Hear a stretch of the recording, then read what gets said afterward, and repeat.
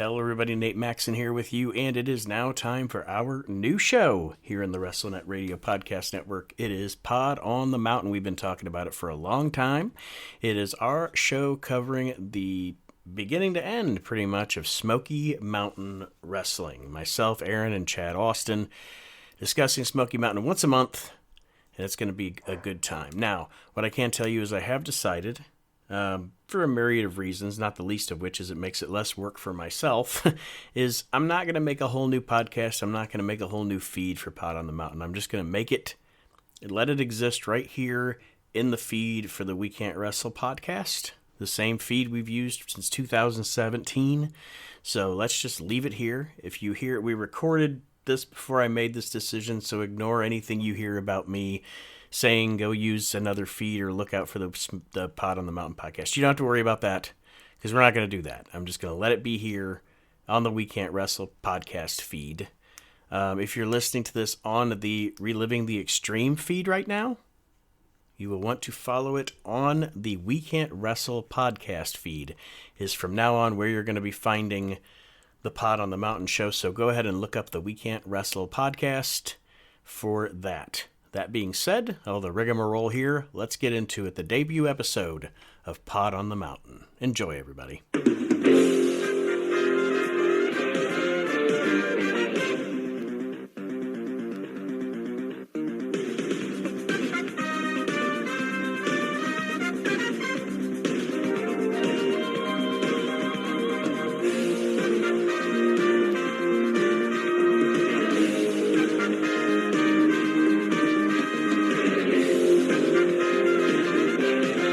As Bob Cotto would say, hello, wrestling fans, and welcome to the newest podcast in the WrestleNet Radio podcast family of shows.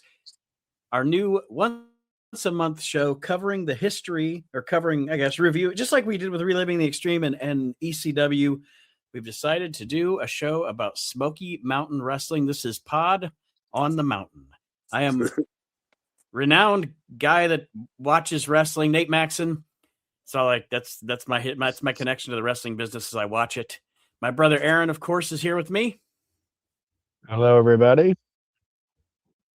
And the one of us that has actually worked in the ring and in the wrestling business, Chad Austin, is here as well. And in Smoky Mountain Wrestling. Yeah. We'll get there. We'll cover that 12 minutes of me in Smoky Mountain sooner or later. What's that? I was gonna say, did you get to hobnob with Rick Rubin?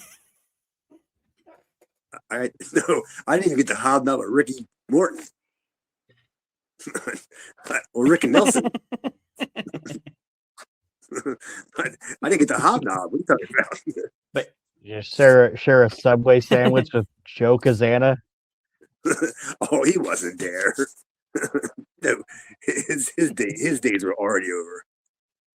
Because according to my time frame, the amount of matches that I had in Smoky Mountain, I think I was the only jobber they had. Because I worked everybody in one taping.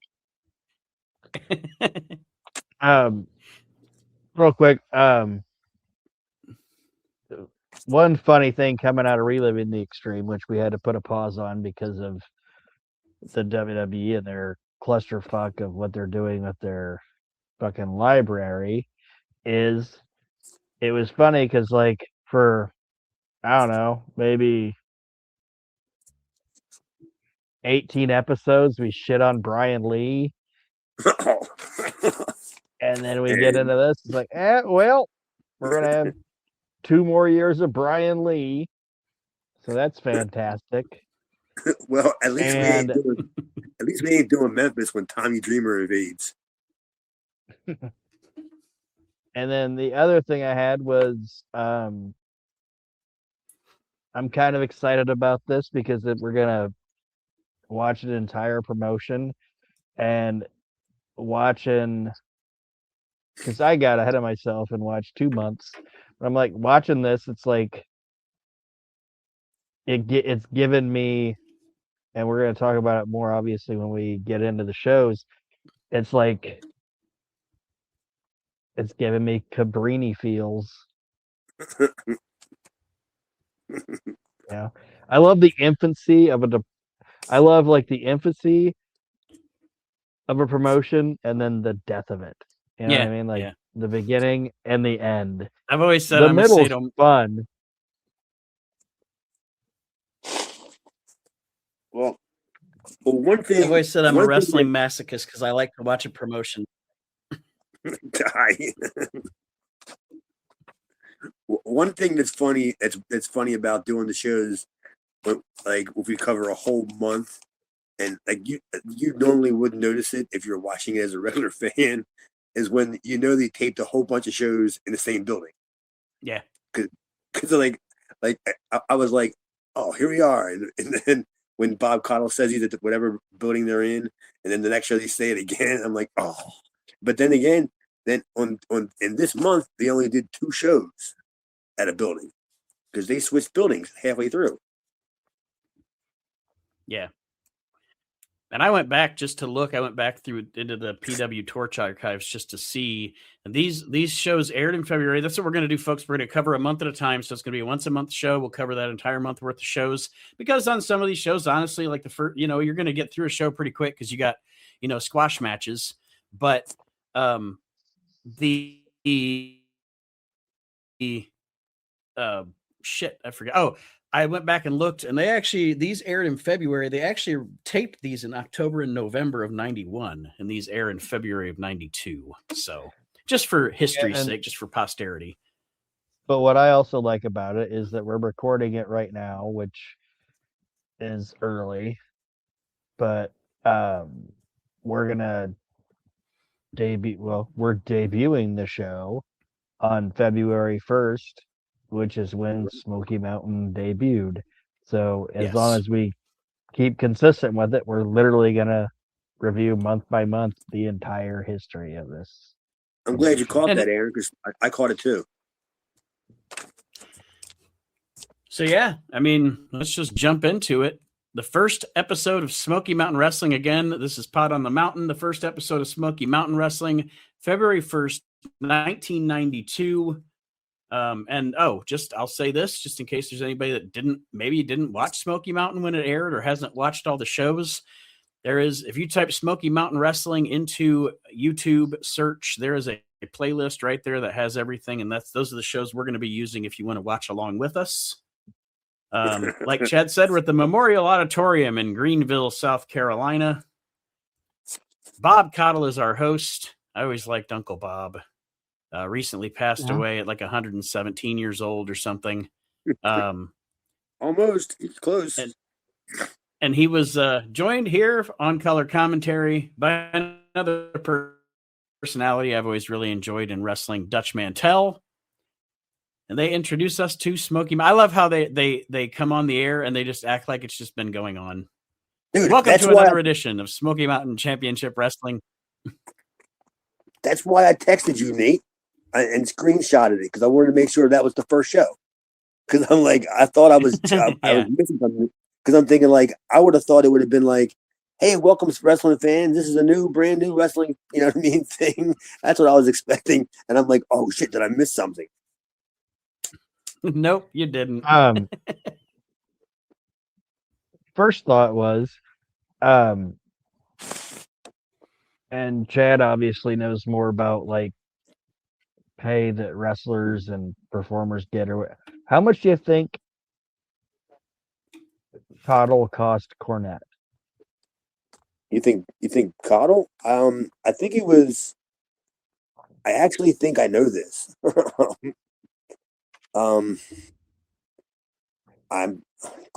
Somebody told me, and I remembered, and I want to say it was because he was covering what he was losing at his day job, and he was giving him travel money.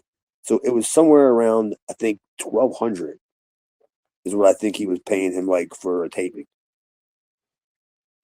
in that ballpark. And do you think Bob was making more than Dutch? Probably. Because Dutch is a guy that he's an interesting guy to me. Because like I like Dutch Mantell as a personality, and obviously some of his booking ideas and stuff, but like as a wrestler, I'm not a big Dutch Mantell fan, but like as a personality, uh, promo, all that, like I'm a big fan of him, and I like him on commentary. But when he work like as a worker, I'm not a big like as a wrestler, I'm not a big Dutch Mantell fan. It all depends on when you catch him. Personality wise, he's great. It depends. Like I completely understand what you're saying, Aaron, but He's because I kind of like love Mike Hayes. who Mike who You know, like Mike Hayes. Like I don't really. I've if I see a Mike Hayes match, I'm like, all right, whatever. But like Michael Hayes. promo personality, like You mean Michael Hayes? yeah, like I'm I not a was like, huge Michael Hayes in ring fan, but you're so close with him. Call personality. Mike. All right, good old Mike Hayes. I literally didn't know who you were talking about. Sorry, I'm just saying, like that's how I kind of look at Dutch. Like I Dutch know Dutch. commentary wise, I think he's great. I know Dutch didn't rape Cornette either on money. Because Dutch could always go back to Puerto Rico, and like he I think we'll find out as we do this that Dutch is like these tapings a lot of times will fall in perfectly when Dutch is like back home, like from Puerto Rico. So he really doesn't. I don't think he misses a whole lot of them. The first match on ECW, that'll take some time to change my fucking cadence there. The first match on Smoky Mountain Wrestling, we get of course, we're led to the ring by the tune of Green Onions. It is Killer Kyle. And he faces off against Robert Gibson. So an appropriate match to start Smoky Mountain Wrestling with Robert Gibson in the opener. And there's going to be a consistent thread through the career of Killer Kyle in Smoky Mountain with Bob Caudle, where Bob Caudle just does not understand Killer Kyle. He's just like, man, this guy is weird. I don't understand him. He's got this weird music. He's got this violin case, man. This dude is weird. Like of all the people in Smoky Mountain, Bob Caudle cannot figure out Killer Kyle. I was waiting for Bob Caudle to say, didn't he just lose to Big Bubba Saturday night on TBS? Because you know, Bob had just probably seen him on WCW Saturday night. And Dutch Mantell says that the Rock and Roll Express, they released an album and it went plywood. Yeah, soon to be sheetrock. It went plywood, yes.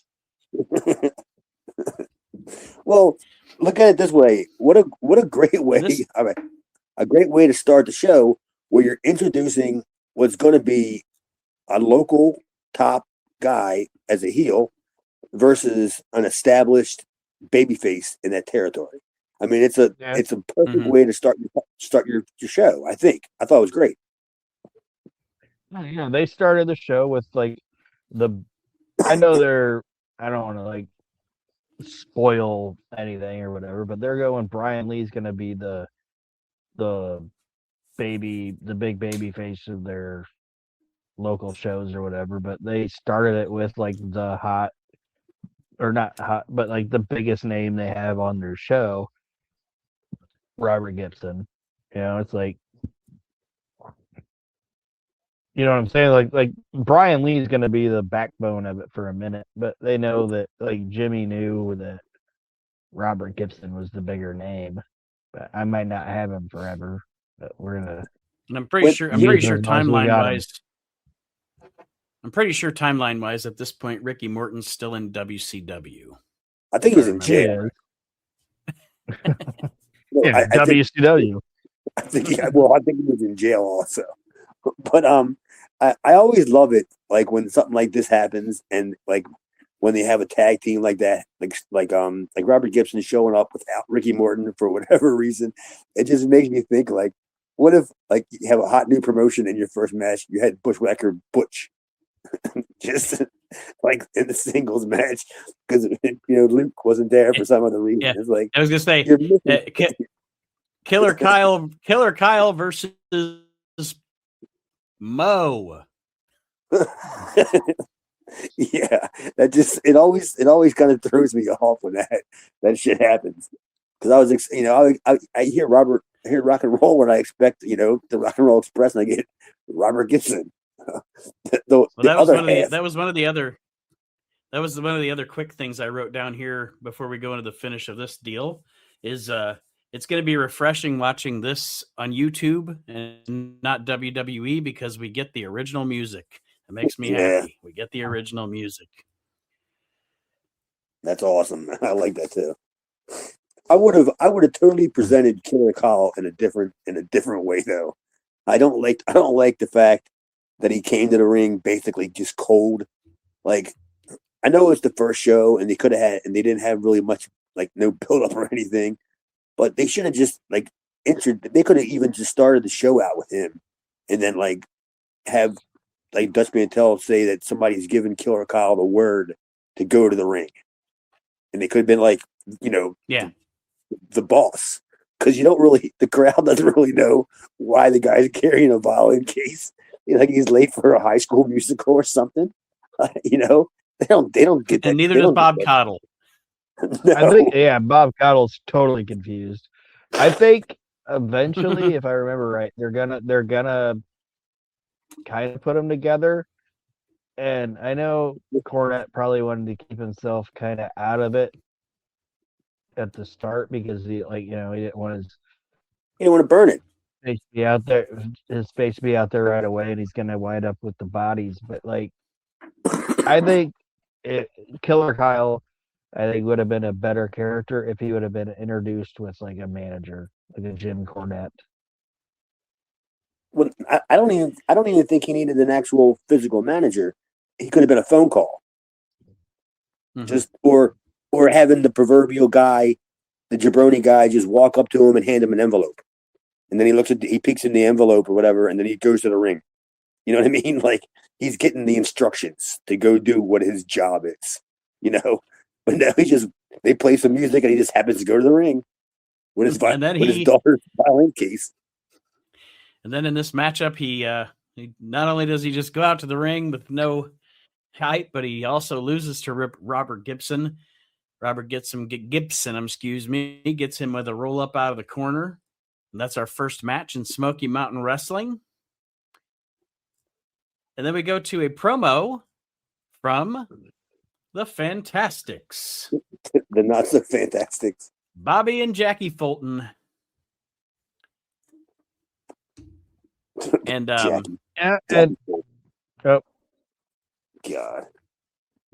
Sorry, the Fantastics are Tommy Rogers and Bobby Fulton are one of my favorite tag teams. And I wanted to right off the rip kind of maybe get a opinion from Chad about Jackie, because I don't think Jackie Fulton actually was that terrible. I don't mind Bobby and Jackie Fulton. I think Jackie was a good worker, and I'm not saying he's Tommy Rogers, but I don't mind Bobby and Jackie together. Yeah, I just didn't. It wasn't for me.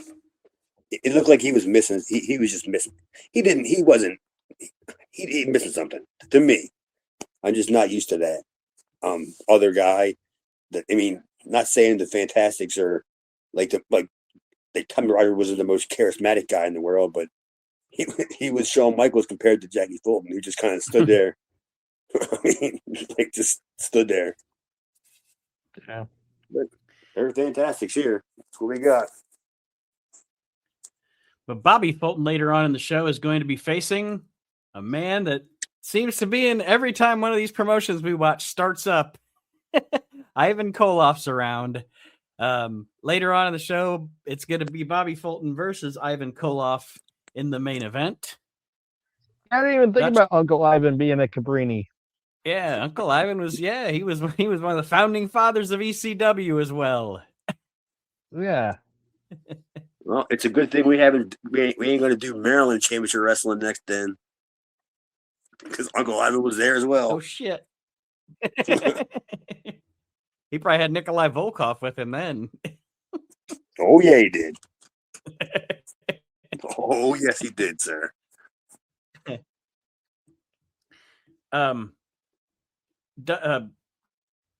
Caudle and Dutch Mantell then throw to a interview with the man that is going to be the commissioner of Smoky Mountain Wrestling, the only man, I've always said, the only man that can truly rock a short sleeve dress shirt, Bob Armstrong.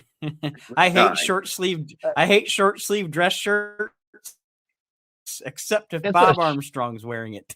It's a short sleeve dress shirt, a clip-on tie, and a Jew fro. And them glasses. The man. God, Mr. Magoo was jealous with them glasses. The toughest nerd in the world. I ain't messing with him. I ain't telling him he looks stupid. And the basic, he's bringing rules back. Yes, I was going to say the basic thing that he's going to do here and promo to start, and we'll get more. He gets more into it as the episodes go on, more specific. But yes, the gist of this is getting wrestling back to what it used to be and how you like it, and you're gonna like it, motherfuckers. He didn't say that, but yeah. Well, in all honesty, why they do that, go ahead, Chad.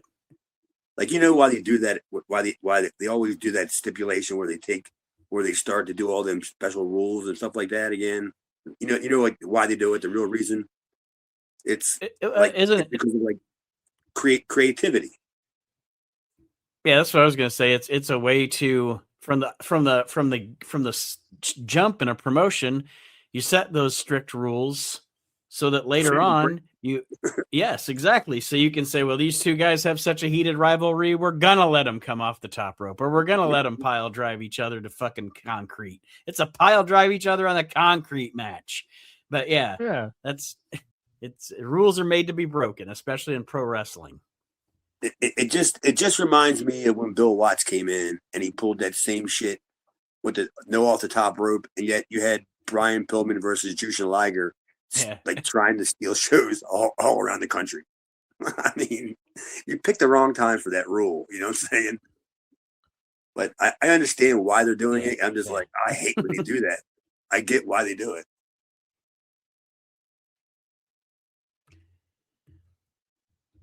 The next match on the show is Barry Horowitz against the aforementioned Brian Lee. And like you said, Aaron, we can see right off the jump here that Brian Lee is the guy that Cornette has decided is going to be his first big baby face here in Smoky Mountain Wrestling. Yeah. And not saying I agree or disagree with it, but one thing I think that Cornette did good with it was this was like, in my opinion, it's like if you look at this locker room, you're like, all right, I got Brian Lee. He's the biggest guy I got. He's a good looking white meat baby face. I'm gonna make him my big star. Barry Horowitz is probably the best guy in the locker room to say, hey, this is the guy that I'm gonna have showcasing right out the rip. Yeah, and Barry Horowitz ain't coming cheap either. For TV talent anyway. Yeah. Mm-hmm. He's a good get for a startup company if you need somebody that can carry people like Brian Lee. Absolutely. This is pretty much a standard, like kind of what you were alluding to, Aaron. This is pretty much a standard, let's showcase Brian Lee and put him in the ring with a worker that can help him showcase. And Brian Lee goes over in this match to establish him with the crowd. And then I was so happy. I was so happy at the first appearance here on Smoky Mountain Wrestling of hold on, a lot about him as we go on. We are just real quick. During the match, obviously Brian Lee defeats Barry Horowitz, but during the match, Mantell's kind of dogging on Brian Lee's like, hey, prime time, can't you? So they're kind of peppering in the fact that Dutch Mantell doesn't like primetime Brian Lee because that's really going to Put be through like very hard with his big. credentials.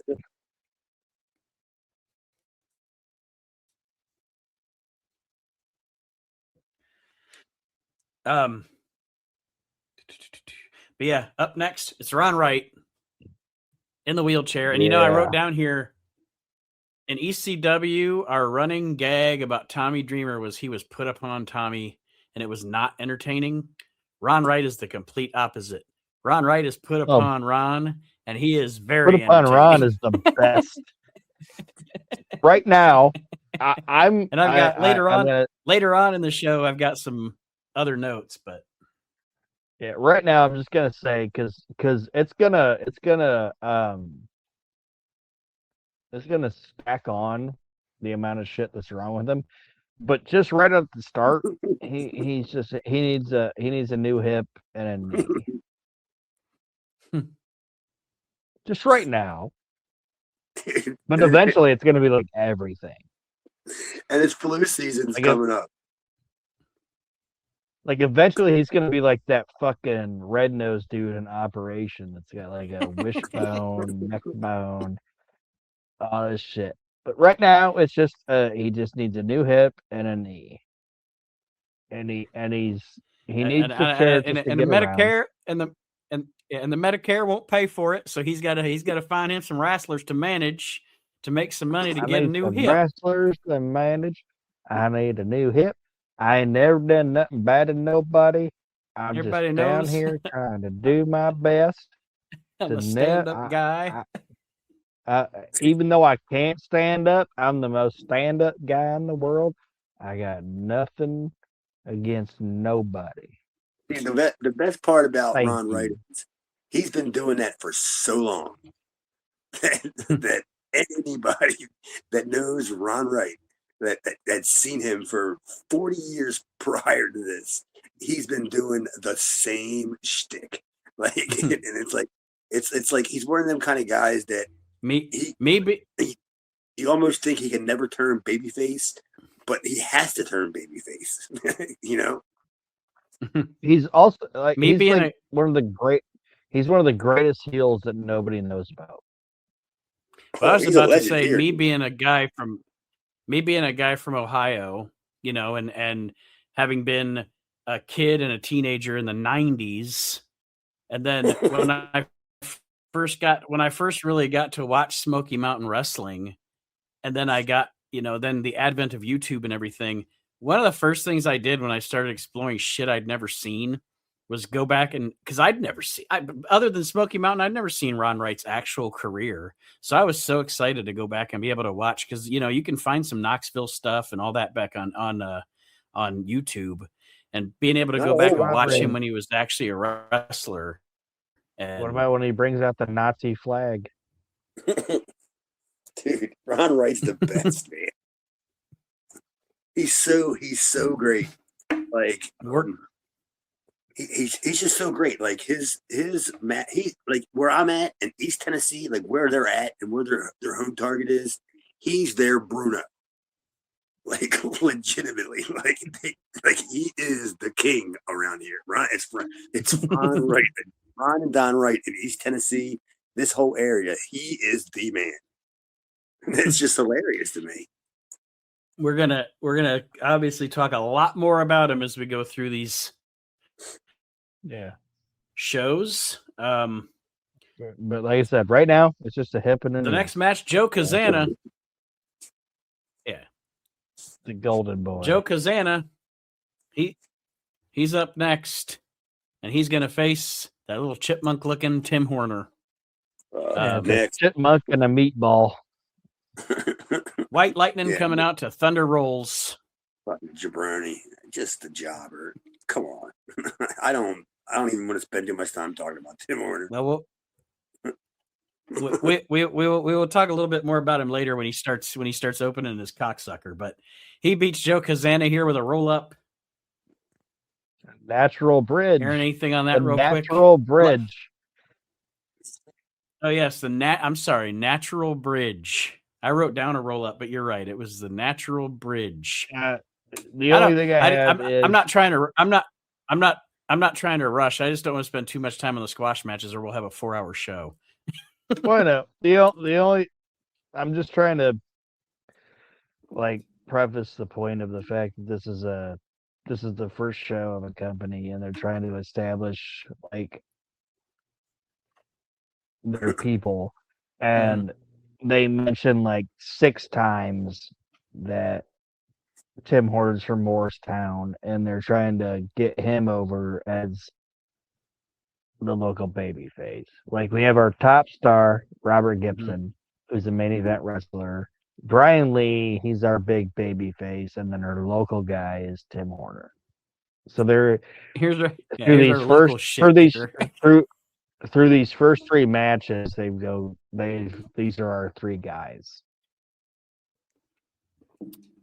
I won't say too much after that. So. But yeah, you've established Gibson, you've established Brian Lee, you planted the seed with Ron Wright, you've established Tim Horner for whatever he's worth. A couple of tube socks and a nickel. But now you're going to establish, and he even says it himself, and I love it because corny's corny, baby. Here's the celebrity. Yeah, you've watched all these other stupid but he's hicks and hillbillies and blah, blah, blah. Because we got Bob Caudle with Jim Cornette. And Jim Cornette is pretty much, putting over the fact that he's lowering himself by being here amongst these hillbillies and these hicks. And he's a celebrity. And he's going to be bringing in a new tag team. But like you said, Aaron, there you're establishing now. This is Jim Cornette's role on the show. Yeah. And listening to some of Cornette's promos and like how you just kind of grew up with Cornette and know how he was and how he is now, you might start getting it. It might start getting a little bit of the idea that maybe he has some kind of other role in this company than just being a manager. Maybe. He's kind of a shill, isn't he? Like only a real person that has their hand in the attendance jar of a promotion would beg people to come out to see Bob Holly and all the other stars of Smoky Mountain Wrestling 4 times a show. Even though he doesn't like it here, but still come out and see it. Yep. And then I wrote down for the next segment. Wow, I'm sitting here watching the first event of Smoky Mountain Wrestling. I didn't expect to see Ric Flair. Yeah, I put that. I was like, it's pretty cool. They got Ric Flair for at least one taping. How much did that cost? Or was it Al Perez? I don't know who this guy is. Or was it the Angel of Death? I don't have a clue who it was. I don't know who it was. It's Jay Brown, Paul Miller against a Black Scorpion. Maybe not the Black Scorpion, but a Black Scorpion. And like 2 minutes into this very short match, his mask is all fucked up and crooked on his face. It's like he can't see. And I don't think we ever see this cat again. It's great. He looks like a fucking idiot. He's just thrown together. The sock scorpion. He stinks. And I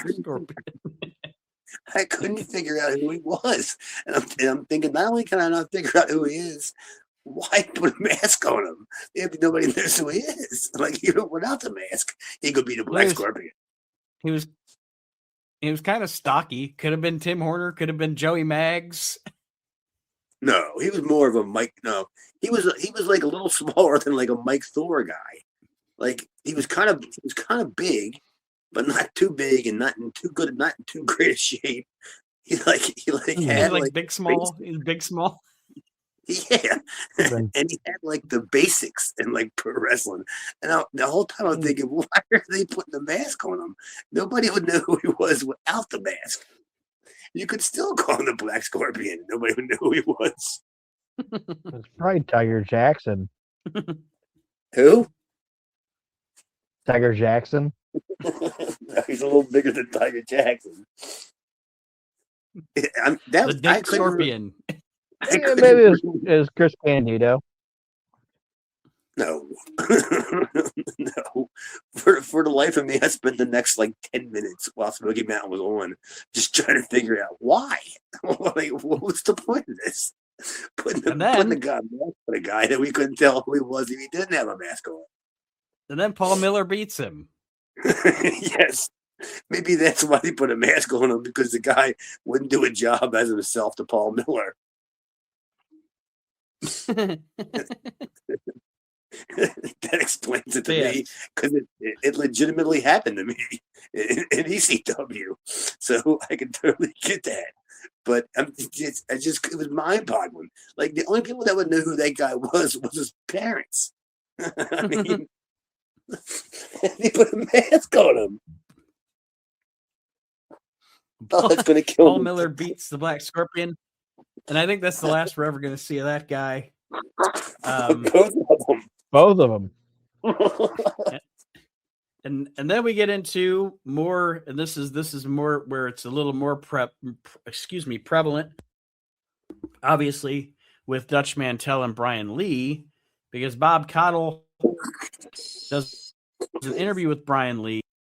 Now he gets interrupted by Dutch Mantell, who pretty much tells him, if I'm mistaken, Aaron, let me know, but I just pretty much wrote down here, Dutch interrupts and pretty much tells Brian Lee he ain't good enough. He ain't shit. You ain't got no ability. You ain't shit. You suck. Get on your bike and go.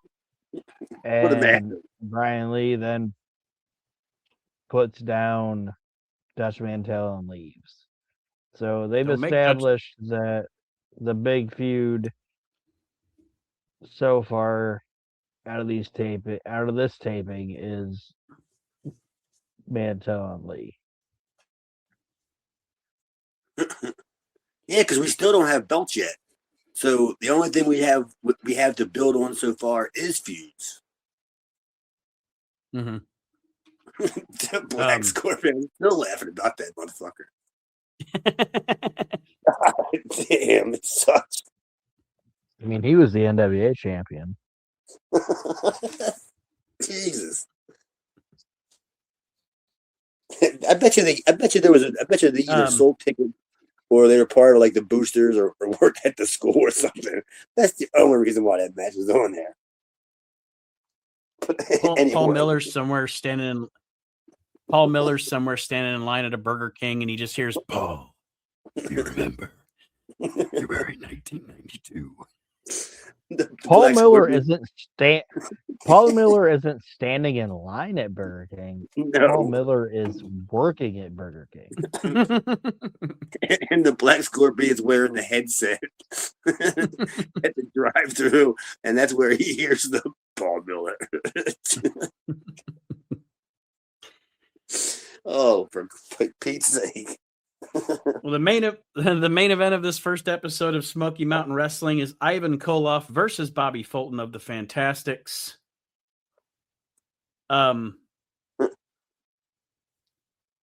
This is kind of a standard match, but there's shit that goes down here. Of course, Ron Wright comes out to the ring in his wheelchair. One of my favorite visuals, and I have it in almost every episode that I've watched so far.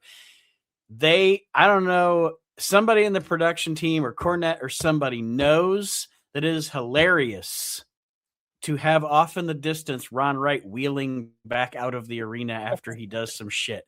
Because there's every time they show, there'll be a far shot or whatever, and you see Ron Wright wheeling back to the back. He didn't do shit. It's so good. Dude, I bet you, I'm willing to bet it all that 100% was caught in post-production. I bet you that wasn't planned. And then when Cornette somebody caught it and said, "That's fucking funny." Yep, I bet you that is too funny to have booked itself. You know what I mean? That yeah. Just happened. And Cornette said, "Keep it." I have a question though for Aaron. According, what does 204 kilos equal? For Vladimir Koloff. Didn't you catch the joke? I think it was Dutch that said 15 to 20 years. Yeah, that was a good joke. Yeah, I remember that joke. But Dutch does mention that Vladimir Koloff has showed up and he's arrived in America, and so Ivan has brought Vladimir with him, and Jackie then runs in. So we get like discount Nikita and discount Tommy Rogers in this situation. So, and the Russians end up beating down the Fultons, and They hang Jackie with the chain. yeah, and then Barb Armstrong. Barb Armstrong. Barb Armstrong. Some big butch lady. I'm Barb Armstrong. That's her fat mama.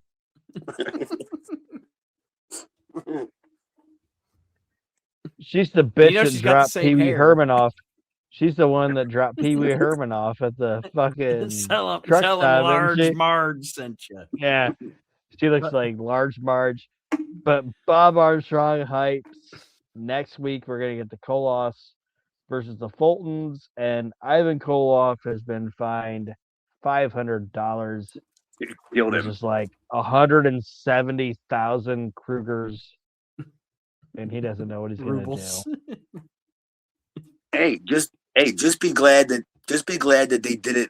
They did it smart and didn't try to pretend that they were finding Ivan Koloff like $10,000. You know what I mean? When Bob Armstrong came out and said he was finding them, my eyes just peeked up. I'm thinking like, oh fuck, like you know. And then when he said 500, I was like, okay, that's believable, and that kind of hits home to them hillbillies there and wherever the fuck they're at. And I'm just thinking like that's a week's pay for like most people there. So they can understand that. My question is, after this whole entire schmaz, when they interview Bobby Fulton, they're like in like the East Tennessee area, and he has the balls to actually say that he doesn't know who Ron Wright is. I'm just like, what? I'm like, where the hell you worked at that you don't know who the hell Ron Wright is? Well, that was February 1st. Yeah, he kept saying, "Who's this Ron Wright guy?" What the fuck you been, Fulton? Yeah, that was February 1st, 1992.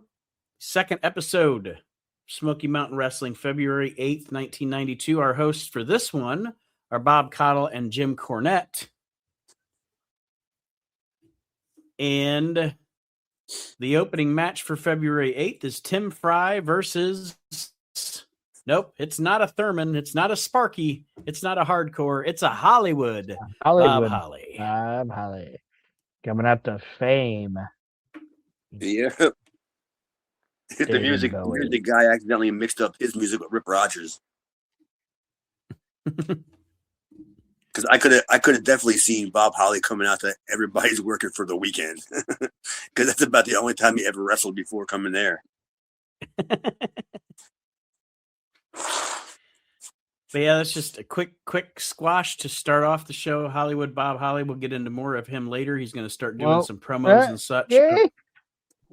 Ron scooted down. To watch Bob. Oh yeah, Ron Wright's out there. I didn't write that down, but you're right. I have a feeling that Aaron's got a new favorite character in wrestling coming up soon. Yeah, Ron wheeled down to see what was going on, and Hollywood Bob ends up hitting a flying knee and beating Tim Fry. 1, 2, 3. Poor Tim Fry. Tim French Fry. Working with Paul Miller and the what's his name? The ex-scorpion, the ex-blue scorpion, whatever the fuck his name was. Blue Scorpion? Did you say Blue Scorpion? Blue Scorpion. I like it. Next We we get a get a promo from Robert Gibson that was so fast. I bet you Cornette was running out of tape. He sounded mentally challenged. Like my promo is Robert Gibson. Dude said nothing. He was just like, yeah, you got it. Smoky Mountain Wrestling area. And you sound like fucking Boomhauer. Like he literally flew through that promo. Like I'm just like, what the fuck did that motherfucker say? Boomhauer Gibson. Boomhauer Gibson over here. And who's he looking at? Me or you?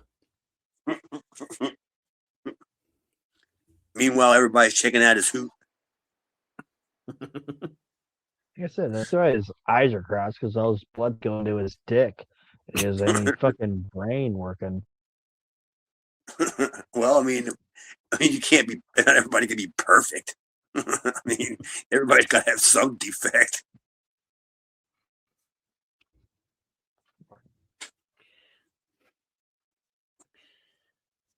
Well, Chad mentioned Rip Rogers, and he's in the next match on this show. Rip Rogers against Mr. Wonderful, Paul Orndorff. And this is probably, and like I said, when I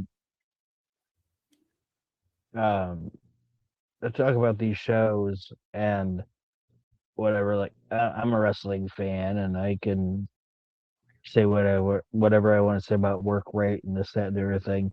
But when I talk about like payoffs and what a guy's worth and this, that, and everything, Chad's a guy that's obviously been in the business and knows what guys are worth. Paul's gotta be a high ticket person for Cornette right now. What, pay wise? Well, yeah, like monetary wise.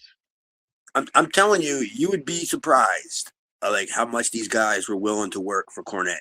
Like, it's probably nowhere near like what you were probably thinking it's going to be, because first of all, they're not traveling too far. They're doing a couple of weeks of TV at a time. They're friends with Cornette, and it's still keeping them kind of relevant and keeping them in ring shape. So that right there is going to equal a bargain for Cornette, because Paul Orndorff's fresh off TV from everywhere. I mean, you know what I mean? So, I mean, he just wants to keep, he's not really doing anything in WCW yet. So he's just basically chilling, staying in ring shape. So he's getting them at a pretty good rate. I'm willing to bet he's probably not even $1,000. Well, and if you're taping, so I was like say if you're taping a month worth of programming in one show, $1,000 for Paul Orndorff for four shows ain't bad. I bet he's not even getting that. I bet he's only getting. I bet he's getting probably $5 to $750, probably. Maybe a little trans on top of that, so it might equal close to $1,000, I'm sure. But he's not ripping off Cornette. Nobody is, because they all know Cornette's not stupid.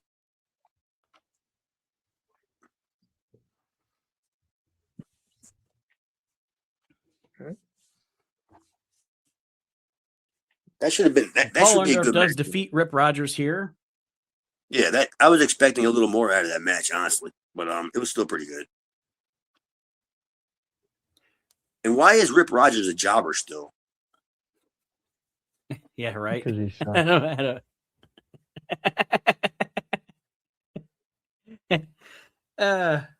Aaron has a rivalry with Rip Rogers, so you're gonna lose if it's with words.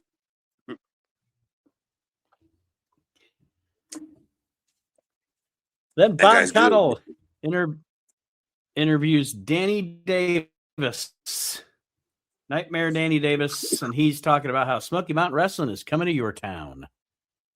I put down here too, as we go through these first episodes of the show, it seems like they're heavy-handed with the Smoky Mountains coming to your town, but the promotion just started, so you want people to know our new promotion's coming to your town. So when you watch it all as one, chunk or whatever, it seems like they're heavy-handed with it, but it's definitely what they needed to do to get the point across. Have every single star that comes on TV say, "We're coming to your town with this group of stars. Bring your fat wives. Bring your stupid kids." And your fucking dumb dog. Yeah, all the way down to your slap happy grandpappy. if you can wheel them, push them, drag them, or pull them, get him in that door. Hey, that's the way to do it, man. I don't blame him at all. But like you said, you do kind of notice it when you watch 4 shows in a row. Yeah. Well, at least they haven't started doing it. At least they haven't started doing the advertisements yet for how to bring Smoky Mountain to your town. And I mean? Danny Davis, like like you said, we don't want this to go too long, but it's like we said, like Robert Gibson's your big name, Brian Lee's the champ that you're gonna push, then Tim Horner's the local guy.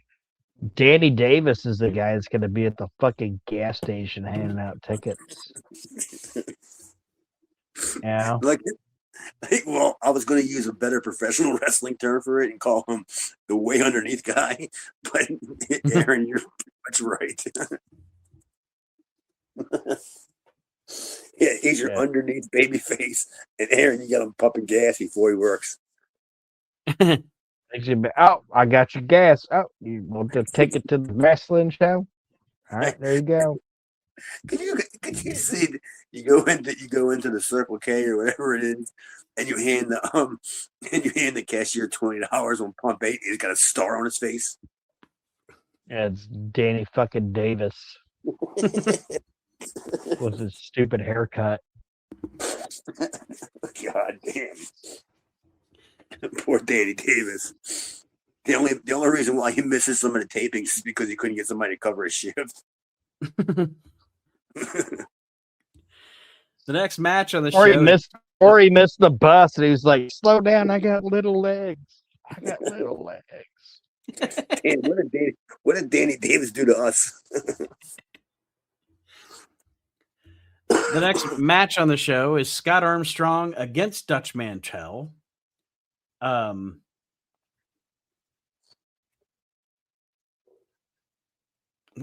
can't even read my own handwriting here. I'm sorry, guys.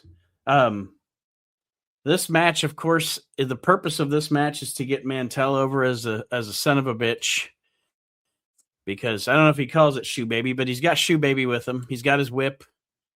And he starts whipping the shit out of Scott Armstrong. What's that? Bob Cottle called it Shoe Baby. Oh, did he? Okay, I guess I missed it. But Mantell is essentially whipping Scott Armstrong with his whip, and Brian Lee comes out. And I did like the expression when Mantell's pissed off at Brian Lee that he's going to whip 75 pounds off of him.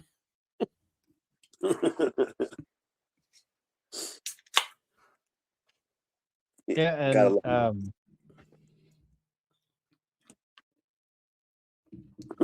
it just establishes the fact that they're putting over Brian Lee and Dutch Mantell's being the first feud in the promotion, and lumping Scott in there. It's gonna give a little bit of a wrinkle to Bob Armstrong being the commissioner, because Dutch is gonna bring that up later. Well, and also it doesn't hurt Dutch either. If Dutch wants to work some and still do the commentary, he can still go out there and lose and keep his heat by doing the commentary. Mm-hmm. Well, and that's what I was going to say. Also with Dutch, if Brian Lee's the guy you've decided to hitch your fucking wagon to, Dutch Mantell in Tennessee is probably the best person on your roster for Brian Lee to work with, as far as not only learning from somebody, but also, I mean, Dutch Mantell's an established star, an established heel. So he's just going to do nothing but help Brian Lee get over. And like you said, Chad, being it for Dutch Mantell to be able to talk about their rivalry on TV, like Jerry Lawler and Bret Hart's rivalry in the WWF is is so well remembered because Jerry Lawler was on TV every fucking hour talking about his rivalry with Bret Hart. You know what I mean? Like, it's just if the guy doing the commentary is there talking about his opponent all the time, it's obviously going to be like, oh yeah, those guys are feuding. That's the biggest feud in the company. He can keep it alive. Obvious one. Also, other than Lawler and Brett, is like Bobby Hogan. You know, like when Bobby's on commentary, he's gonna shit on Hulk Hogan. You know what I mean? I thought you were going to say, Aaron. I thought you were going to say, obviously, it goes right back equal to Paul Miller and the Black Scorpion. They can just keep it alive. They can just keep it alive on TV by talking about it. The greatest things that never happened. I'm going to have dreams about the program that never happened. That's my dream program that never happened. I want to see Paul Hogan versus the Black Scorpion. Crocodile Dundee and the Black Scorpion. Well, tie me kangaroo down, Black Scorpion. Damn. Bob Armstrong. He's all up in arms about Mantell using that whip, but he is going to make a match between Dutch Mantell and Brian Lee next week on Smoky Mountain Wrestling. After that, Jim Cornette, now he's talking. I don't remember. I guess I didn't write it down. Did he talk about bringing his tag team in the first episode? Or is this the first time he met? Okay. He did. And then he's typing that he's bringing his upcoming team and he'll reveal them when he sees fit, basically. And on this promo, he kind of changed his tune too, because he didn't lay off on the fans, of course. You got to call them stupid hillbillies. But he isn't crapping on the promotion as much as he starts crapping on other promotions out there that are presenting you with cartoon characters and blah blah blah blah blah. So he's kind of putting Smoky Mountain over a little bit, but still shitting on the fans. And he's going to be bringing in his tag team for the tag team championship tournament. And I think this is the first time they start mentioning tournaments to crown champions. I was not expecting to see Wally Yamaguchi on this show. Yeah, here he is. They bring in Wally Yamaguchi, and he talks about SMW's already going to Japan. And I'm looking forward to that because we're gonna see a fucking kick-ass team. Well, I mean, coming out of that, so I just couldn't figure out, like, when Wally Yamaguchi's on there talking about doing a talent exchange with Smoky Mountain. I'm just thinking, like, just knowing what we know, like, not looking ahead at Smoky Mountain, just like Japan wrestling as opposed to like American style wrestling. I'm just like, what? You picked Smoky Mountain to come to like look for stars to take over to Japan. And I was going to say now I want to watch Stan Hansen fucking kill Paul Miller. I wonder if they were in the All Japan Tag Tournament together.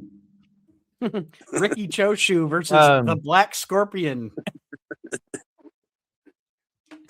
Yeah, I don't really. I mean, you know more than me, Aaron, because I didn't make the connection as what the fuck was Wally Yamaguchi doing there. I'm not gonna like try to present myself as being some Japanese wrestling expert or whatever, but they did actually have Smoky Mountain did have some connection to Japanese wrestling and what was going on because they get the Wild Bunch from All Japan. Like Cornette saw them over there and brought them over, and I know we shit on them a little bit earlier, but Jackie Fulton, he and Bobby Fulton even too went over to Japan. And Jackie did some shit where he teamed with Del Welks. I think he was like Falcon number 2 or like Patriot number 2 or whatever. So they're basically, their affiliation was with All Japan.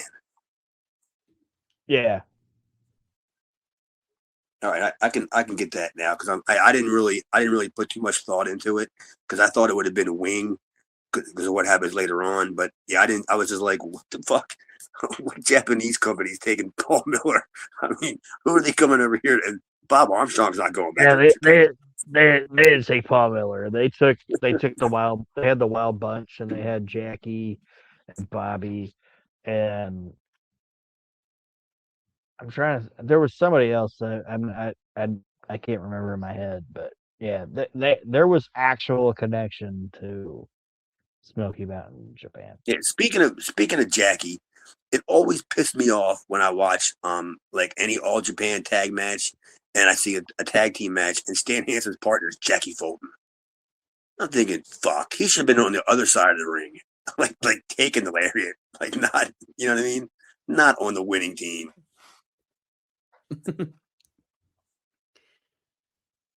All right, we get another fantastic Ron Wright promo here in his wheelchair. He's kind of facing off in one direction, like when they have you take like a class picture or something, you know, he's not facing the camera, he's like facing off to the side. Yeah, he's like got his blanket on his lap. He doesn't have a blanket yet. No, he doesn't have a blanket yet. Why don't he have really? That happens. He has no blanket. I thought he had the blanket by episode 2. Okay. I will let you know when the blanket arrives. He does not have a blanket yet. Right now, he should have had a poodle. I don't understand. Right now, he's just an innocent and old man. I got a bad hip and a bad knee. I'm just trying to look for somebody to help me pay for my Medicare because the government ain't helping me out. I'm just a tired old wrestler that just needs some help.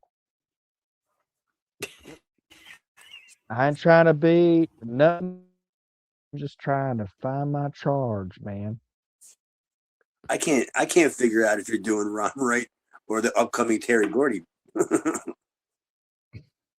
They sound about the same. Give you a Terry Gordy promo. The bombs are gonna drop.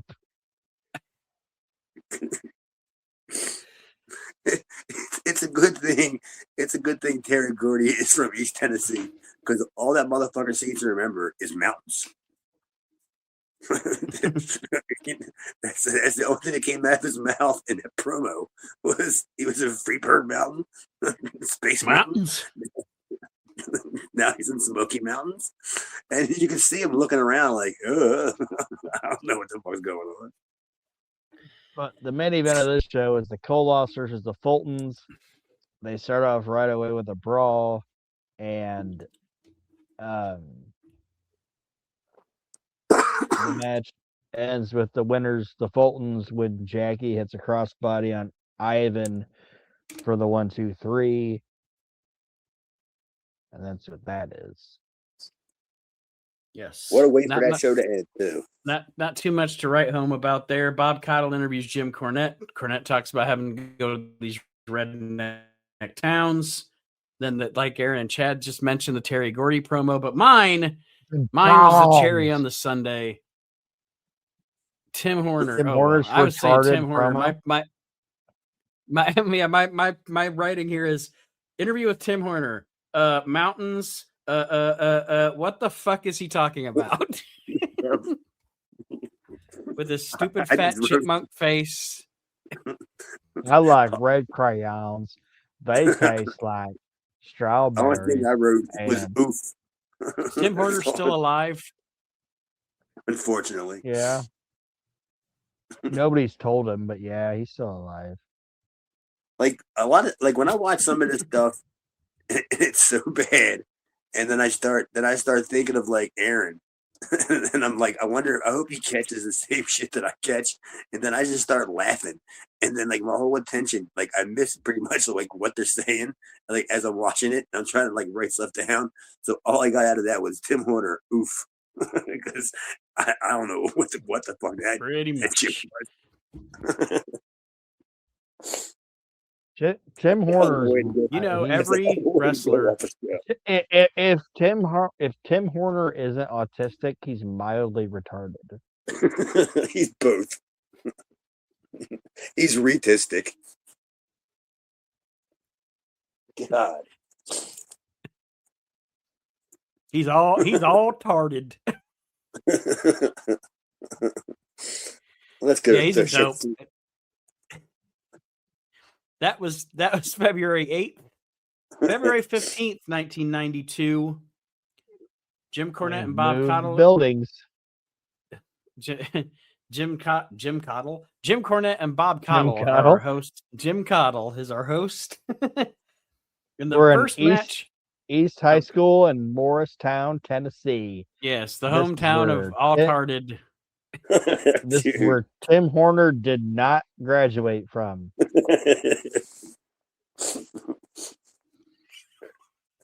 Like this is before he comes to the ring and he's handing out them like lightning bolt stuff. So because they're in Morristown, he's probably coming to the ring handing out coupons for the Burger King that he works at. Fucking idiot. The opening match of this episode is it's Bob Holly, Hollywood Bob Holly versus honestly one of my favorite WCW jobbers, Pat Rose. I like Pat Rose. Oh, fat bastard! I always thought he was a good job guy. Yeah, I bet you. I'm willing to bet he made more than Bob Holly for that match too. Did you ever work? Have you ever worked with Pat Rose, Chad? I know it's an obscure name to. Nah, no, but I've only been on one show with him, and you wouldn't believe the amount of love that I showed him. like everybody else, he was just Pat Rose. Like everybody knew him, and like when he walked in the locker room, I looked at my partner and I was like, "Is that fucking Pat Rose?" and like I think we had like Ron Simmons on the show, and like Tito Santana or something also, and I'm all marking out for holy shit, Pat Rose. Pat Rose. Do you know what me and Pat Rose have in common? Like, no. I know it's not saying a lot, but we both had a match of ours called by Gordon Soley. Oh, nice. You can say that. It's cool to be able to say that. Even though by the time he called your match, he was probably really fucking drunk. Oh, dude, it was the third hour of a main event taping. I mean, seriously. Oh yeah. He's probably had a nap.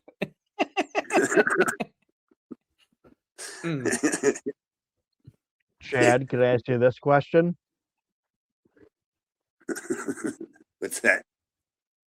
Have you ever backdropped yourself? For me? Yeah, have you ever backdropped yourself? Oh, I've done it. Shit. Countless amount of times. Because then you have something in common with Bob Holly.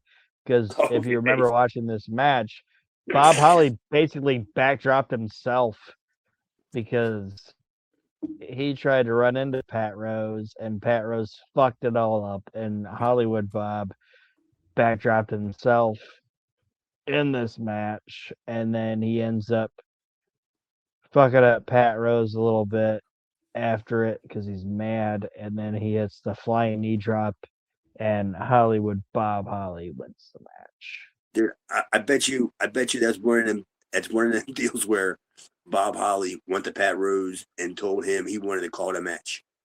I bet you. And then Pat Rose is like, well, why don't we just do this? And then Bob was like, oh, no, I want to call this. And then Pat Rose is like, okay. Here we go. I'll let you the greenhorn, only been in the business probably a year and a half, maybe. And I'm going to let you, a guy who wrestled Ric Flair on Georgia Wrestling, call a match to me. Okay, let's see how this goes. And he ends up backdropping himself. Who do you think laughed more about that spot? Pat Rose or Bob Holly? Up next, we find out from the Fantastics, from Bobby Fulton, actually, specifically, that he heard Vladimir Koloff has been called back to Russia. So Ivan's going to have a new partner. And then Ivan introduces us to his new partner, and I put... Oh, go ahead, Aaron. It's just, I think they said Vlad is having a baby or something, so he's got to go back. And then he is replaced by something completely better. But I put Mr. down... Jimmy Golden. Yeah, I put down Ivan Koloff introduces his new partner as they play the theme from Odd Couple. It's Jimmy Golden. Well, what you guys missed about the Vladimir thing was they said that when they said he got called back to Prussia, they didn't say Russia. They meant to say King of Prussia, Pennsylvania, because he was about as Russian as I am Japanese. His PTO has run out, and he has to go back to Lowe's. But how did he? I thought they were right. I thought that was the way they were writing him off. But doesn't he come back in this episode? Or is it the next one? I think it's the next episode. Okay. I could have sworn he came back in this one. I was thinking, wait a minute, he said he was gone back to Russia. He's being replaced. Jimmy Golden by is going to be Golden. Ivan Koloff's new tag team partner. Next match, Rip Rogers and Joey Maggs. And for some reason, I just wrote down Rip Rogers and Joey Maggs. I didn't write a finish I'd love or to anything. be in the car.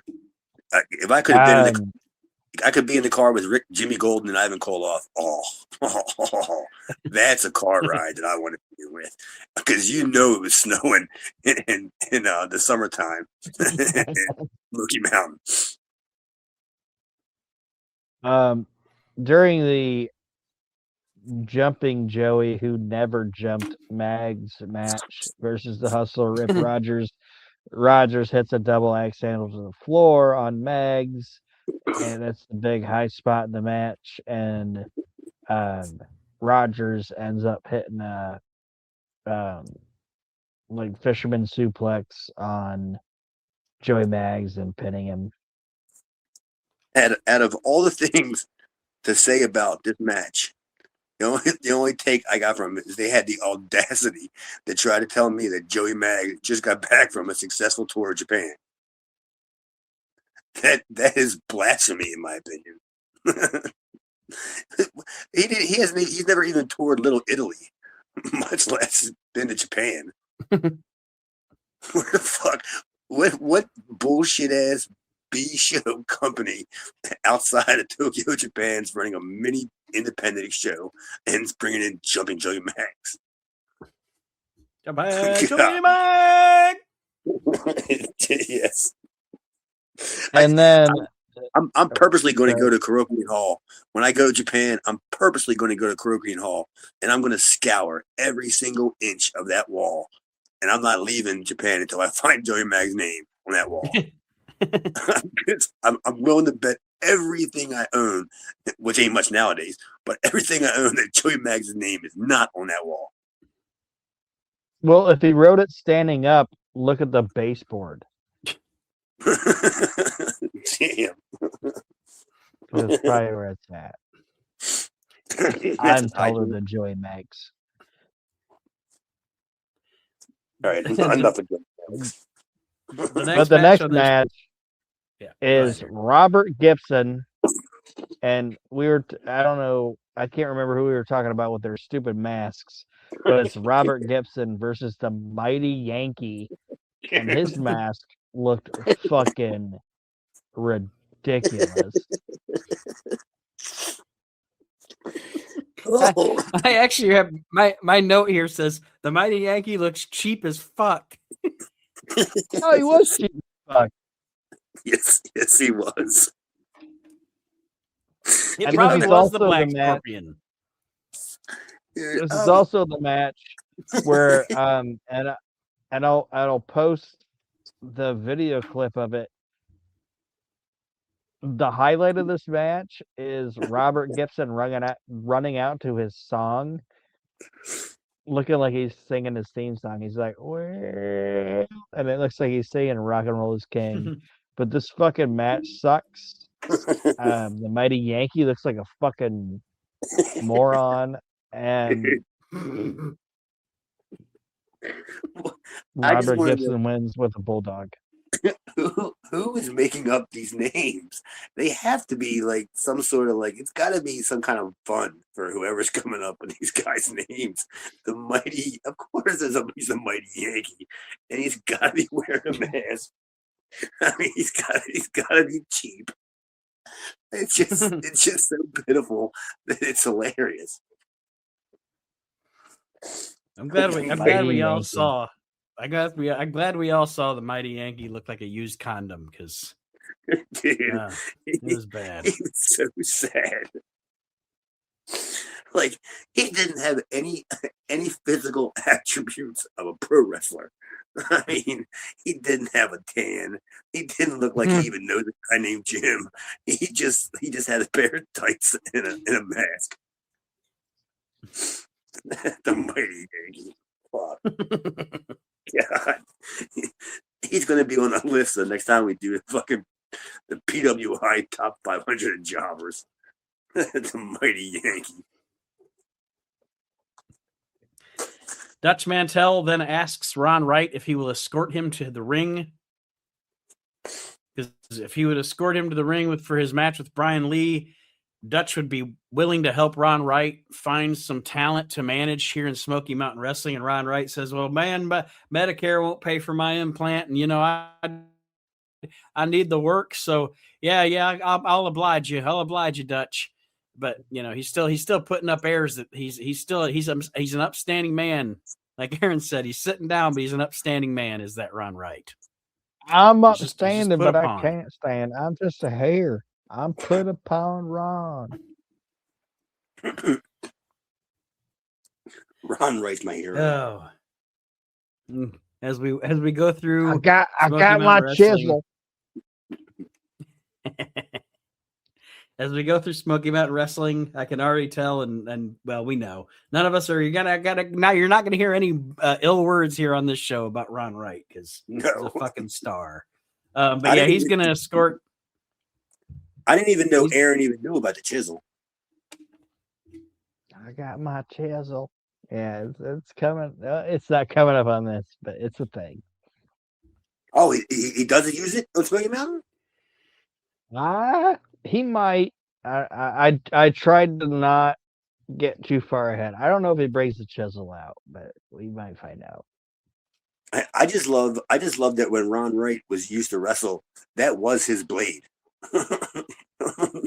when he would get color, he didn't use a blade. He used the chisel. That's incredible to me.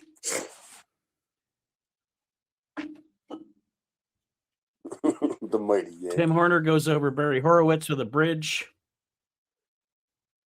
And then Bob Cottle interviews Tim Horner, and my notes here are Bob Cottle interviews Tim Horner. What a fucking doofus. I can't. My thing was this is my note. Interview Tim Horner, botches a 30-second fucking promo. I have no talent. I'm not a professional wrestler. I am not a spokesperson for anything, but I can talk for 30 seconds and not fuck up. This fucking idiot couldn't talk for 30 fucking seconds. Tim Horner's not a bad wrestler. He's a solid wrestler. Okay? But speaking, he cannot do. Like, he's a fucking moron when he talks. Well, you don't really get the curtain pulled back too much on Tim Horner until he has the falling out with Jim Cornette. That's when you start to learn about the real man that Tim Horner really is. Because like this idiot on him, huh? This idiot teamed with like one of my favorite wrestlers of all time. It's like, how is this moron even with Brad Armstrong. I don't fucking get it. He's Just a buddies. fucking moron. The team that can't talk. Good Lord. Kim Horner. Fucking idiot. Then we get a promo from Budrow, Buddy Landell. It was awesome. I wrote down here. Buddy Landell is. I wrote down, for people that don't know, the only reason Buddy Landell wasn't one of the biggest stars in the history of wrestling is because he couldn't get out of his own fucking way. No, he couldn't get out of bed. Right? Yeah, couldn't get out of bed. But yeah, like just how many times did somebody try to give him the opportunity that they gave him because he was so fucking talented, but he just couldn't get out of his own way. Didn't you ever hear the story? He does a great promo here. Oh yeah, about how he didn't want to get out of bed, so it changed Crockett 86. Pretty much. Yes. Like everything Dusty had planned for 86 got changed because fucking Buddy Landell wouldn't get out of bed. Yeah. That's fucking fabulous. That's a fucking heel right there, dude. That takes some balls. Yeah. Yeah, healed on the entire promotion for the whole year. But I dug this promo.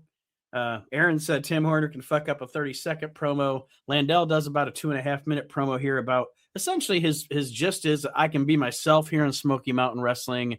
He shits on other promotions, not using any promotion by name, but shits on the other promotions out there. And he's excited to be coming into Smoky Mountain. And I don't know if you guys had anything else on that promo, but I didn't mean to steal all the thunder there. That's fine. But I have something in this next match that debuts. What's that? No, but I do. I'm just saying I don't have anything on Buddy's promo except that it's fucking awesome. But the main event is Dutch Mantell versus Brian Lee, primetime Brian Lee, and I didn't mean to yell earlier. But we have a debut in this match, and guess what it is?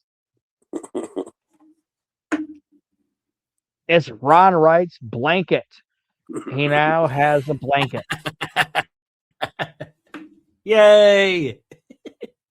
That's why I told you to shut the fuck up earlier, because we needed to get 3 deep to get to he is now so severe that it's not just his hip, it's not just his knee, but his other hip's fucked up now, and he is so traumatized that he now needs a blanket.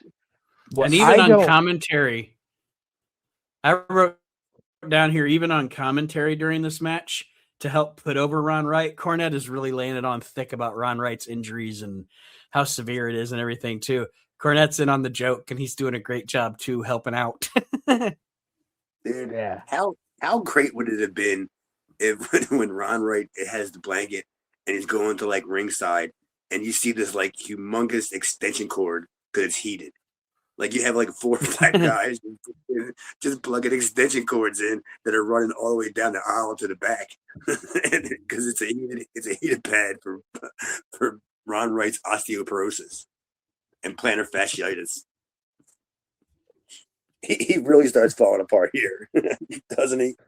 But I love the fact that he now needs the blanket because he's using the blanket to hide the fact that he has brass knuckles. Dude, he's so fucking great, man. It's so little and so common and so obvious, but yet it's still so great. But yes, Ron Wright during the match hands Dutch Mantell the brass knuckles out from under the blanket. And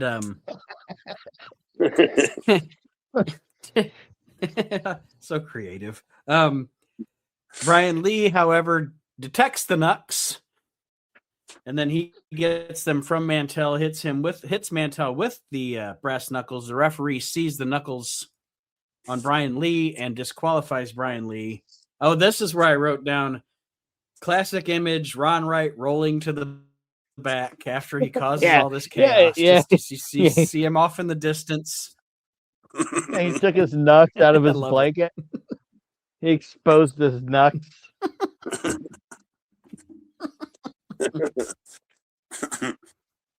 I pulled my blanket back and exposed my nuts. I gotta Fucking go. Ron Wright is so great, man. I put my nuts in his face. I only hope one day when I'm old enough, or even young enough, and something happens to me and I got to be in a wheelchair, I'm going to be so Ron Wright. God, if I get to be in a wheelchair 50-some years old, I'd be such a heel. Yep, I don't want an electric one. I want one where I actually have to move the wheels like that. Like, Yeah. We get some promos to end this episode. Bob Caudle talks about Smoky Mountain again coming to your area. They play another Ron Wright put upon promo. Bob Holly, he's got a dinner date with Julia Roberts. He's got to get out of here. Of course he does. They both have fucked up teeth. He's got to go to a steakhouse because he's got a date with Julia Roberts. I'm just thinking, yeah, seriously, he's gonna. What he means is he's going back to the Motel 6 to watch Pretty Women. Or not Pretty Women. Yeah, Pretty Woman. Yeah. Yeah. Like, no, you don't have a date with Julia Roberts. You're gonna go smoke cocaine or crack with Jake Roberts. Yeah, I was gonna say he had a date with Buddy Roberts. Yeah. But any of them are just as good when you think that they're trying to make you believe that Hollywood Bob Holly has a date with Julia Roberts at a steakhouse in Knoxville, Tennessee. Well, whatever it was, Morristown, Tennessee, Outback. He's going to Outback with Julia Roberts. And Cornette puts it over. Well, that's February. That's February 15th, 92. February 22nd, 92 starts off with Bob Caudle calling Hector Guerrero Hector Gomez. Yes, Bob Caudle and Dutch Mantell check in on commentary, and Bob Caudle says, "We're going to see Hector Gomez. I mean Hector Guerrero. That is Dutch. I just about messed up Hector's name." Like he says, I just about messed up Hector's name. It's like, no, you totally fucked it up. You didn't just about. You completely fucked it up, Bob. There's no reason to review anything else about this show because I could care less what happens on this show after he said Hector Gomez. I was just completely done. And I said, they could just roll the credits and show me who the hell Spruce McCree is. Because yeah. Ladies and gentlemen, here today, we're going to have Hector Gomez. Yeah. But Hector Gomez Guerrero is facing Tommy Angel. I put Tommy Angel versus it's Tommy Angel versus Hector Big Sombrero Guerrero, because that is a big fucking sombrero he's got on there.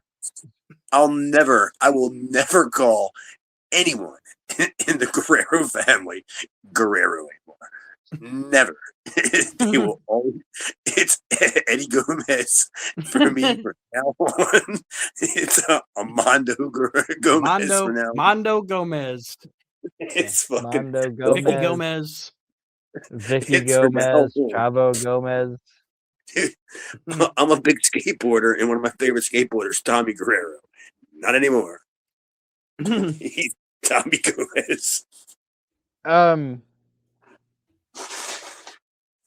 I know we're making light with the Gomez thing, but the Guerreros are a great wrestling family. What do you guys think about Hector? He came along at the wrong time, probably. I think he would have been better, because Hector is he's got a personality. He really does. He's like he's kind of the Brad Armstrong type. Like he's really fucking great, like not on mic or on camera. Like it takes I don't know. I don't know whether you only see like glimpses of it like later on. Like when he was younger, you never saw it. But it wasn't until you'll see it if you watch USA and a little bit in Memphis, but it's all later on in his career. Mm-hmm. But yeah, I mean, I thought like he came along maybe 10 years too soon. It could work. I know that. He goes over Tommy. Oh yeah, definitely a great worker. And then by the time you get around to the Monday Night Wars, Eddie has become Eddie. He's fully fleshed out as Eddie Guerrero, and Hector is on WCW and stuff at that time. But at that point, honestly, little brother outshines him. You know what I'm saying?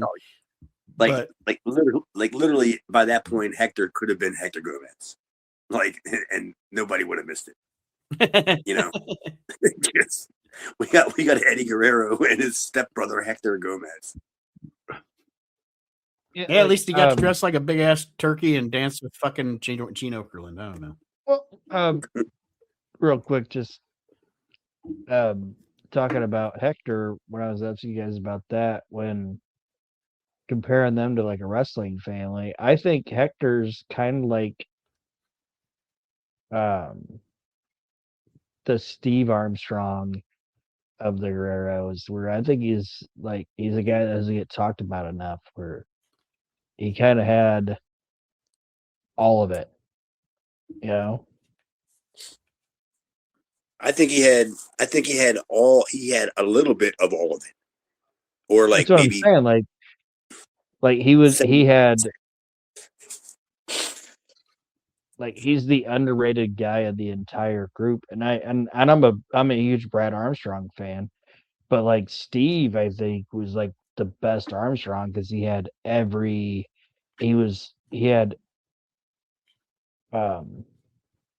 bit of it that made him great. And I think I'm just saying, I think Hector's underrated, and I wanted to put that out there. Oh, totally. But he's never a Guerrero to me anymore. Hector Gomez here. That name has been fleshed out in my Tommy system. Angel. Tommy Angel. A jabroni. Bob Cottle interviews Ivan Koloff and Jimmy Golden because they're going to have the main event tonight against the Fultons. I like calling these guys the Fultons instead of the Fantastics. Then Dutch Mantell, who, of course, last week the match was made. He was going to face Brian Lee this week. Well, he found this guy that looks like if you inflated Bill Dundee. Carl Stiles. Carl Stiles looks like a gigantic Bill Dundee. But anyway, he found that. What did he say? He was just driving through some town and found this fucking hillbilly, and he has agreed to fight Brian Lee. How many times does Dutch Mantell find Carl Stiles? Over his career, it's at least 3 times.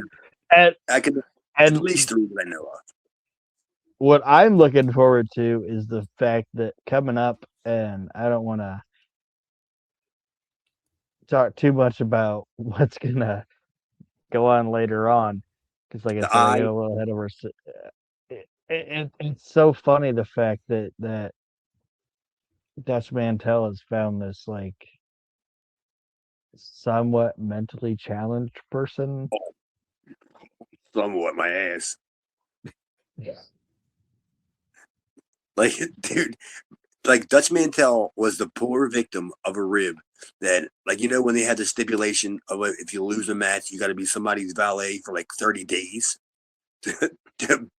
Dutch Mantell lost a match, and Carl Stiles had to be his valet for 30 years because he becomes attached to Dutch Mantell, and everywhere he goes, Carl Stiles just somehow shows up. The only place that Dutch Mantell didn't show up that Carl Stiles was Portland. That's because he had to go back to his parole officer. That's the reason why he went back. But dude, he shows up everywhere that Dutch Mantell does. He must have been Dutch Mantell's metal maniac. He had to have been. There's something I have no idea. I never talked to Dutch about that before, but I'll be damned if I don't run into Dutch Mantell sometime. And I'm gonna be like, I'm not gonna mention Shoe Baby. I'm not gonna mention Bobby Jaggers, Brody, Gonzalez, nothing. I'm gonna be like, what the fuck did you call Styles? He'll probably just look at me like, what the fuck? Colonel Styles is gonna be like, I'm right here, I am. Yes. He's gonna be somebody call my name as he's putting scotch taping Dutch Mantell's banner up at the fan fest. Like, say my name and he appears. His name is Colonel Styles. Well, he legitimately he legitimately is slow. Like, I don't mean slow like he's like retarded slow, but like when you ever hear him talk or any of his promos, you get that impression because I don't think he's doing a gimmick. He's too stupid to do a gimmick. It's just he's like John Gillum that can wrestle. He's total John Gillum. You can look at his face and know he's slow. Yeah, because he has that stupid eye. Well, he has agreed to face. He's agreed to face Brian Lee in Dutch Mantell's stead on this episode of the show. The next matchup on the show, after a Ron Wright promo, Green Onions blanket got bigger. The blanket got bigger. It's a bigger blankie. It's a bigger blanket. It's a bigger.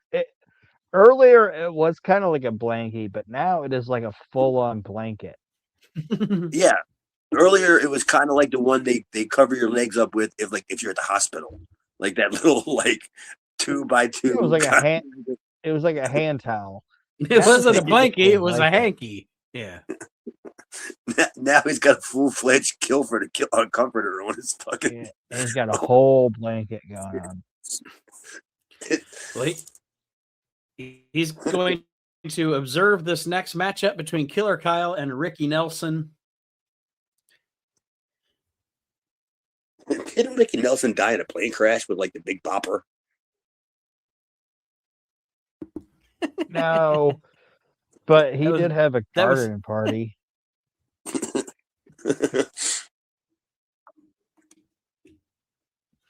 Killer Kyle. Yeah, he sung about it. Ron Wright Ricky Nelson sung about them. Good. Ron Wright distracts the referee as, Killer Kyle puts his violin case in the turnbuckles, rams Ricky Nelson into them. And I don't understand, this Killer Kyle guy, he's supposed to be this badass, but he got beat by Robert Gibson in the first episode. And then in this episode, he had to cheat to beat Ricky Nelson. But anyway. Yeah. He's weird. He's weird, man. He's weird, man. This guy's weird. Dude, he's got he's got the weirdest body hair. His back hair looks like pubic hair. It's not it's just all his little hairs are all curly and he's bald. He's just got this weird. He's not even. I don't even know if he's black. I can't even tell. That's what I was gonna say, man. He's white, but he looks black. What's going on, man? Is he Daryl?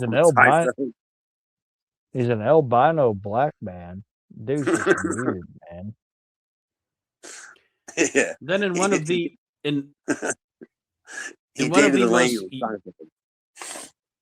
most useless segments in professional wrestling history, Tim Horner gets presented with a plaque or something from the Hamlin Adults Working for Kids. This shouldn't have been on fucking television. I'm sorry. This was fucking useless. Why did they put this? It's like tits on a boar. Why did they put this on fucking television? What the fuck, man? And the best part about it was no angle. Just Yeah, no. It's Don so- Cunningham. Don Cunningham. Don Cunningham deserves his time to shine. Oh, that whole segment was so political. It just reeked of that some organization paid Cornette for to let them go out there and do that. Because I'm just thinking, why ain't somebody stopping this? It's kind of like when you see a cake in wrestling. Somebody's going in it.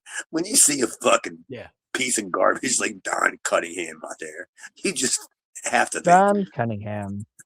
Whatever fucking his name, Richie, Bob, Don. Fuck. You just expect a kendo stick soon. Just something. and to put him with Tim Warner is even better. Then we get a Bob Holly promo talking about having to be in this hillbilly town. Instead of Spagos, he calls it Spagos. He's got to go to dinner at Spagos instead of Spagos. Jack Nicholson asked him why he wanted to be a wrestler instead of being a star, because he likes to beat people up. And he's growing a mustache. Anything on the Bob Holly promo? I just put down here, he's growing a mustache. He looks like a pervert. I was waiting for Chris Anson to come out and talk to him.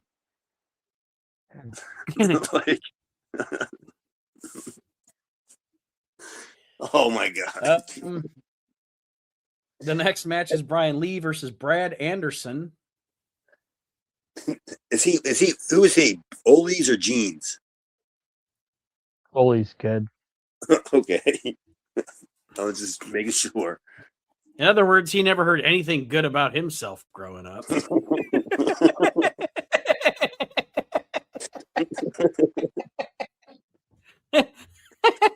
Or everything he heard was hilarious. Sorry, I popped myself on that one. I'm sorry. You're such a useless fucking kid. It's like you either considered your dad the meanest guy in the world or the funniest dude of all time. I think Ole Anderson is one of the funniest dudes that's ever lived. Yes, but I think I'm right that he was probably an emotionally abusive father. Probably. You think? Who do you think was worse? Well, I guess I can't say that. I was gonna say Bill Watts or Ole. But I mean, the only thing Bill Watts ever did bad for his kids is instill the word nigger to him. Well, and Bill probably wasn't happy that Joel. Bill probably wasn't happy that Joel was gay. Well, you don't honestly think that Joel told his dad? I didn't even know he was actually gay. I was making a joke. Joel Watts was gay? He didn't tell. I don't know. I don't. Maybe. Oh yeah, he's gay. What the fuck is happening? Joel Watts is gay. Well, Carl Stiles comes out to the ring during this Brian Lee match, and he comes into the ring. We're going on. This is the Pot on the Mountain podcast, the most unprofessional professional podcast in the history of professional podcasts. God damn it!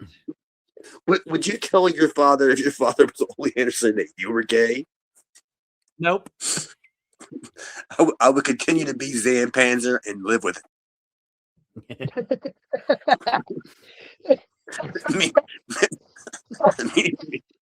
Meanwhile, he's Zan Panties.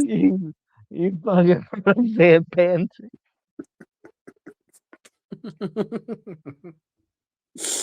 Yeah. The main event. Let's get back on our rails here. That was good shit, pal. We got 18 minutes to wrap this up. Ivan Koloff and Jimmy Golden versus the Fultons. And like Chad said, here's Vlad back from Russia already. Well, hold on. The Brad Anderson versus Brian Lee match is going on. Carl Styles goes down and gets involved at ringside to get a closer look. And Dutch had a great line that I wanted to say. Dutch Mantell says Lee is a psycho, and the government has deemed him legally stupid. Legally stupid. Doesn't he say Legally stupid. doesn't he say that he can kill like 30 people or some shit? Doesn't he make some accusation like that like the man's so criminally insane that he can kill like 30 people? I'm just like, dude, shit. Yeah, he's been deemed legally stupid. Meanwhile, Ole's still crying in the corner. But Brian Lee ends up defeating Gay Armstrong or Anderson.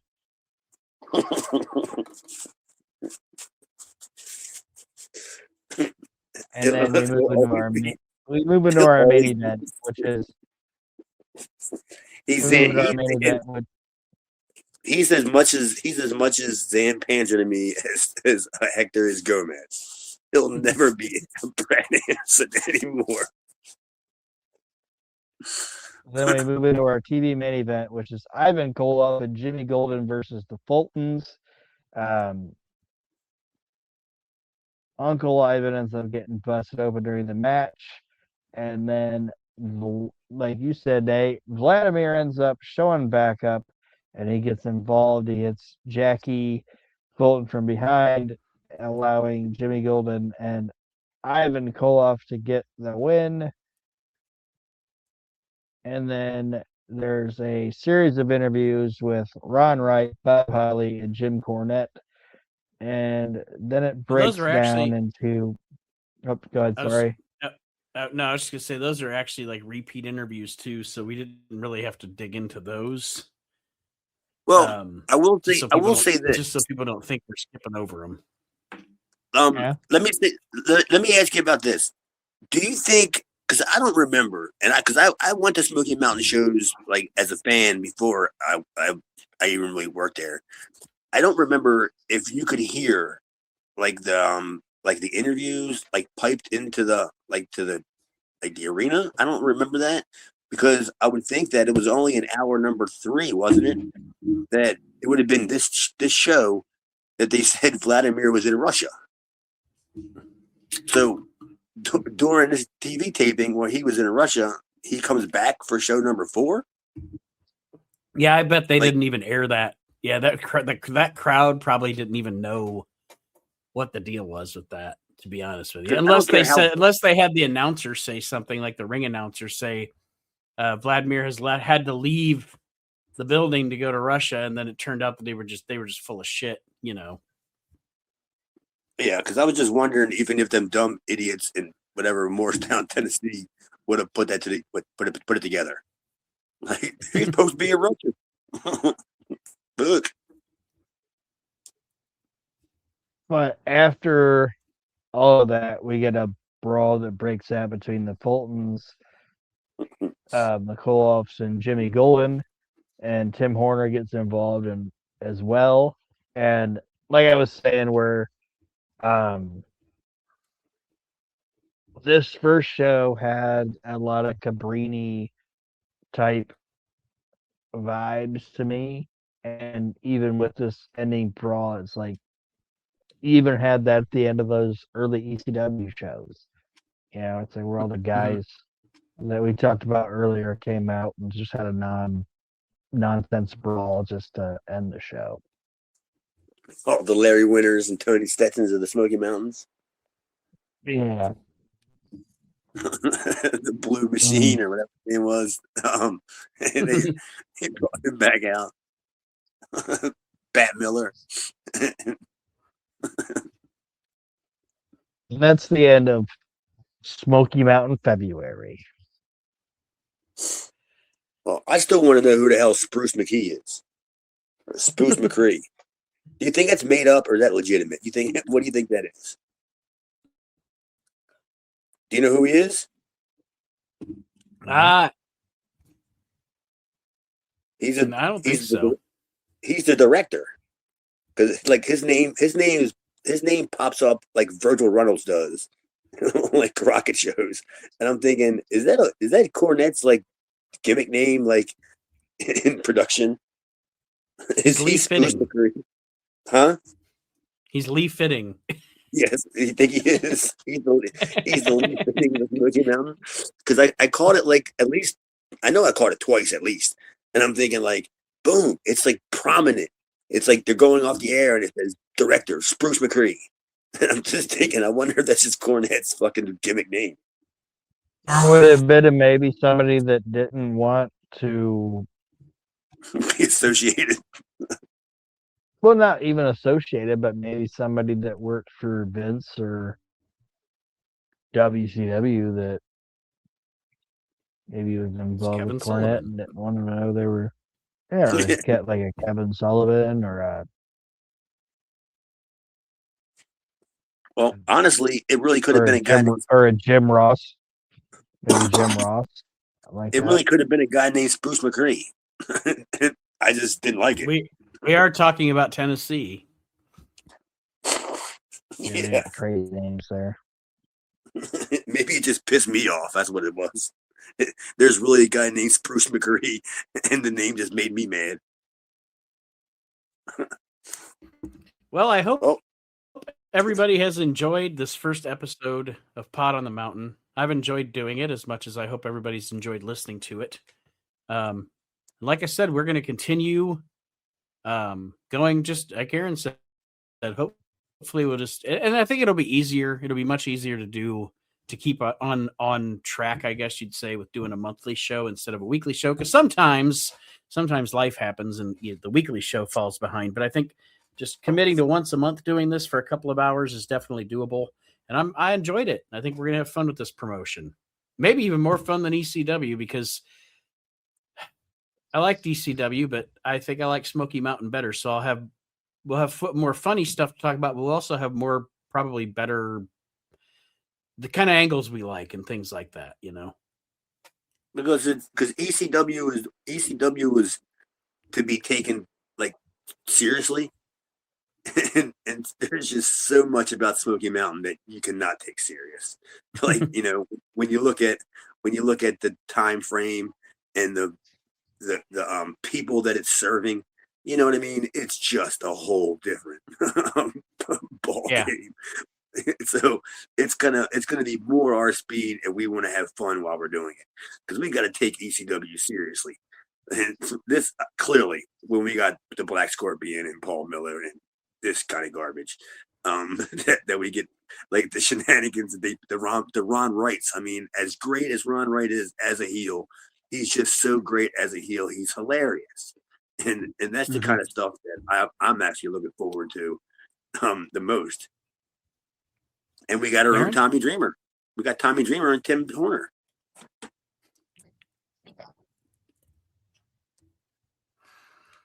Aaron, you got parting words here before we sign off? Just thanks for listening to the inaugural episode of it, and looking forward to going through 5 years of this fun shit. Thanks, everybody. And for those of you listening, because I am gonna post this inaugural episode on the feed for Reliving the Extreme and the feed for the We Can't Wrestle podcast, just so people know that this show exists. For those of you that are listening on one of those two feeds, whether it's Reliving the Extreme or We Can't Wrestle podcast, starting next week with the second episode, it'll be exclusively on the Pod on the Mountain feed. So you can go find that anywhere you find your podcasts or on YouTube. And how come we see? Hey, how come you can never make it shareable? I can never share it. I actually can do that for you. Because I've narrowed my Facebook friends list down to it's mostly fucking wrestling people and like friends of mine that even know about wrestling. So if I can share it, but I always got to figure out a way to clip and paste it somehow off of Spotify or some shit. Yeah, I can help you figure that one out. But until next month, ladies and gentlemen, we'll be covering March 1992. We will see you next time around on Pod on the Mountain. Thanks for joining us, and we'll see you next month. Fuck. Yeah. Dun, dun, dun, dun, dun, dun, dun.